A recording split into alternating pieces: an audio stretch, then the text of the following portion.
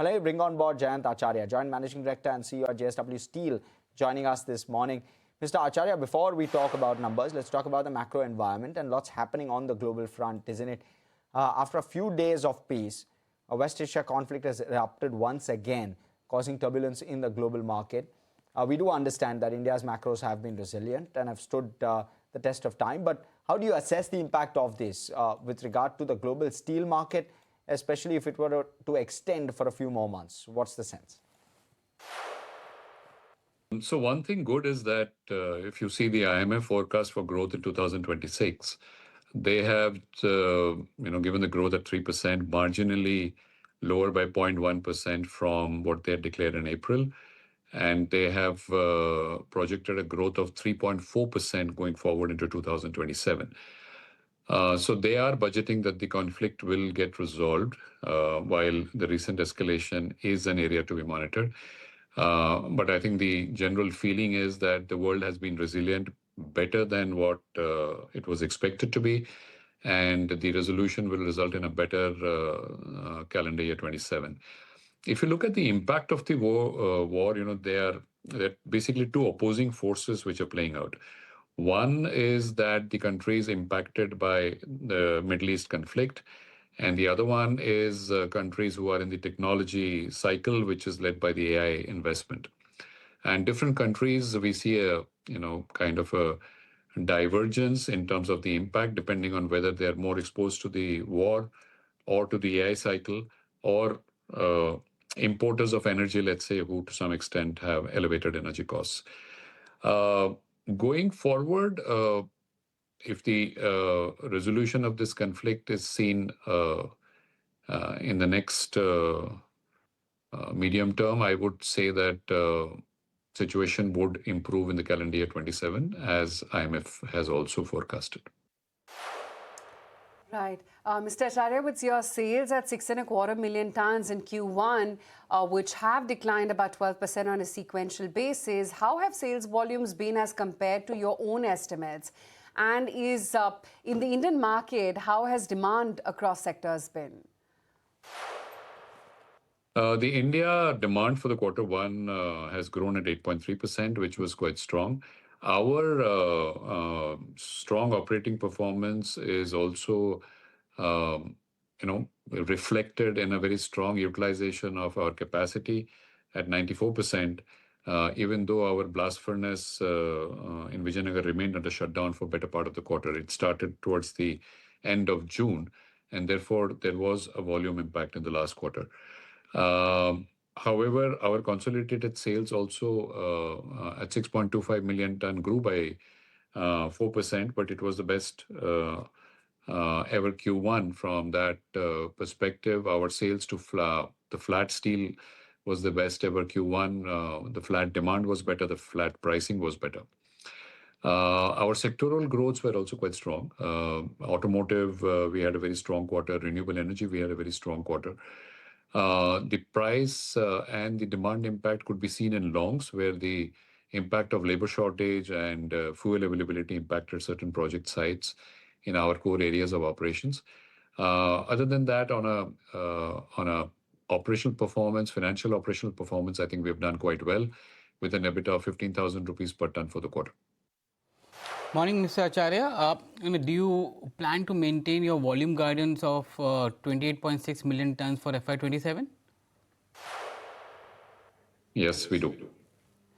And how have steel exports to the European Union been? Are you facing the impact of quota reduction, duty hike, and the carbon border adjustment mechanism? Yes, so you're aware about the quota, that the quota has been reduced and the duty has been increased from 25 to 50%. So therefore, there would be some impact of the volume going into the European market.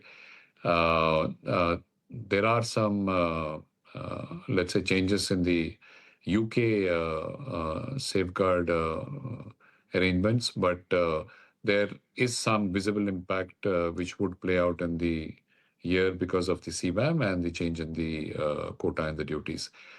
Having said that, I think our focus is on the domestic market. It will continue to remain so. India is a very strong market, and we expect it to grow to about 177 million tons this year, incremental 12 to 13 million tons. Our wave 3 ramp up, the capacity addition in Vijayanagar, and the JVML full play out of operations would help us to meet part of this growth. And I think our focus would remain more aligned to the domestic market. All right, and we do understand that you are focusing more on domestic markets, but can you quantify the impact of lower exports to the EU? No, we will not be able to. Our export is in the range of about 10%, 90% is domestic. I think that is something which we have been maintaining for the last many quarters. I think we would be in that range as we go forward. Right. And what about raw material costs? How are they shaping up? Higher coking coal, iron ore costs weighed heavy on your earnings in the first quarter. But how do you think that they're going to pan out going forward? And how will then the spreads look like in Q2? So the coking coal prices are expected to go up in quarter two as well. The coking coal prices have been elevated, as you're aware. We expect a $12 to $15 cost increase in the quarter two. However, the last few weeks has seen some moderation in the coking coal prices, and we expect that to play out maybe in the subsequent quarter. Iron ore prices have also started moderating in India, and that benefit also would come in towards the later part of this quarter two and quarter three. I think that is something which we can see on the cost. So given the normalization of coking coal and iron ore as we go into the second half, I think that would benefit on the cost side in H2 of this year. Mr. Acharya, now that the expansion of the blast furnace 3 at Vijayanagar from 3 million ton per annum to 4.5 million ton has been completed, how much incremental volume growth will you see in Q2 and Q3 versus Q1? So the blast furnace 3 in the first quarter was not operating much. It just started towards the end of June, and it would ramp up in quarter 2 and subsequently fully be operational in the next few months thereafter.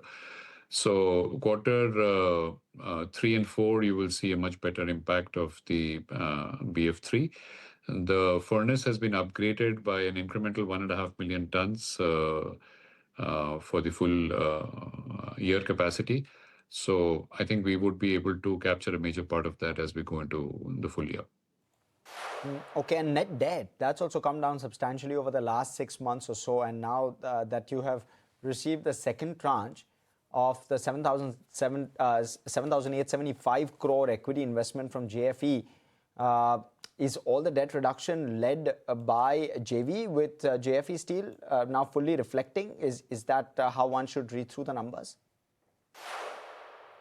Yeah, so the debt numbers have come down to 46,000 odd crores now.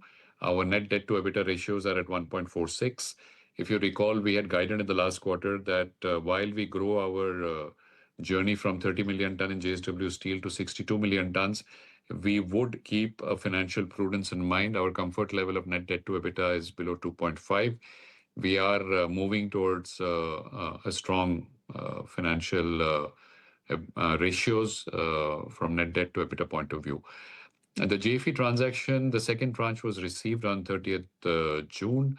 And with that, the transaction of JFE is completed, and they have now have 50% in the joint venture, which is the JSW JFE joint venture at Sambalpur. Right. And your board has approved the company's participation in the proposed IPO of JSW One platforms as well. And you're planning to sell equity shares worth about 800 odd crore rupees via the OFS. What will the timeline look like, and what will the proceeds then be used for? It is difficult for us to comment at this stage because JSW One is looking at various options, including IPO, and I think we would have to wait for them to file their prospectus to be able to give you some more details. Mr. Acharya, you've maintained that you will selectively explore value accretive acquisitions. Anything on the anvil? As of now, we are looking at expanding our capacities in Brownfield and Paradeep, which we have already guided. We believe that our specific investment cost of capex is very competitive, and we are able to grow our capacities um, in a reasonable period of time, and that is value accretive to us. Our focus would be on this unless there is a very compelling kind of a target. We do not see any as of now. If that should come up, then we can certainly look at that. Right, Mr. Acharya, great to have you today on ET Now. Thank you so much for your time.